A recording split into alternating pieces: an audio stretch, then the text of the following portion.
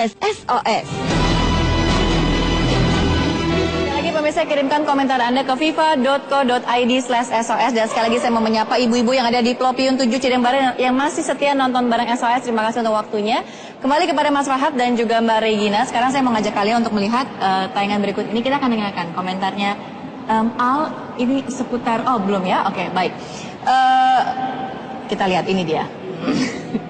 Bilang tuh dia cuma gara-gara dia masalah gede, terus satu Indonesia tahu semua penggerak dia marah cuma mengeksis karena dia kan lawyer nggak laku.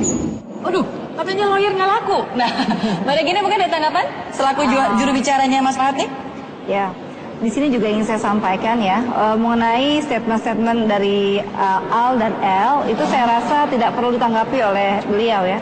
Karena itu satu ocehan anak kecil yang mungkin dia juga belum memahami sebenarnya apa sih arti yang diocehinnya itu. Jadi tidak perlu dilanjutkan dan tidak perlu dibahas ya. Dan bukan untuk kapasitas Bapak Farhad Abbas untuk mengomentari. Tapi masalahnya kalau nggak katakanlah nggak ditanggapin, tapi nanti Mas Farhadnya masih nge-tweet juga, masih berkicau juga di Twitter, berarti kan ditanggapin juga dong. Sebenarnya gini, kita perlu garis bawahi Bapak Farhad Abbas ini tidak tidak ingin mencampuri urusan untuk masalah anak-anak ini. Tidak ada urusan ke situ dan tidak ingin mengomentari masalah tweet beliau itu sebenarnya hanya kritikan aja kepada Dhani sendiri. Cuman mungkin ditanggapinya karena mereka anak-anak yang mungkin sayang kepada orang tuanya, mungkin ditanggapinya dengan cara seperti itu. Tapi saya rasa bukan itu maksudnya ya. Jadi bukan arahnya bukan untuk anak-anak mereka, tapi sebenarnya kritika itu untuk Dhani sendiri. Dengan kekecewaan selama ini ya kepada para korban yang menyatakan dirinya bangkrut, mungkin itu sedikit kekecewaan dari seorang Farhad Abbas. Gitu ya, oke. Kembali kepada Mas Farhad. Ini kalau saya perhatikan di Twitter Anda ini kan seringkali berkicau atau enggak memberikan kritikan gitu ya kepada public figure. Si artis A lagi tampil show di mana, kemudian di tweet apa gitu kan, si B apa di tweet. Nah maksud saya, ini Mas Farhad itu emang 24 jam nonstop itu nontonin TV itu marin aja sama nggak ada kesibukan yang lain Mas? Ya itu nggak gitu-gitu juga. Banyak soalnya di komentarin ya, Mas. Ya kalau misalnya lebih dari ini kan proses tweet kita ini kan setahunan, hampir 2 tahun. Berarti Mas bisa diakui memang Mas sangat memperhatikan waktunya habis itu nonton paling TV hanya juga. Beberapa orang aja, nggak sampai beberapa orang yang harus yang terkenal dong. Sampai 10 atau 15.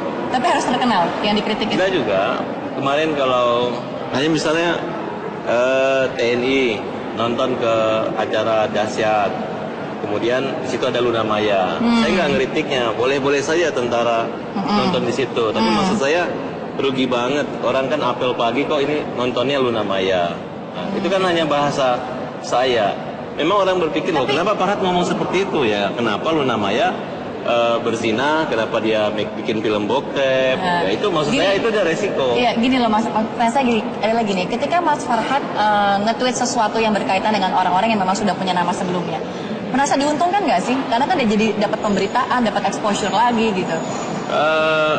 Ya ini kan tujuan saya kan gerakan Aku Indonesia.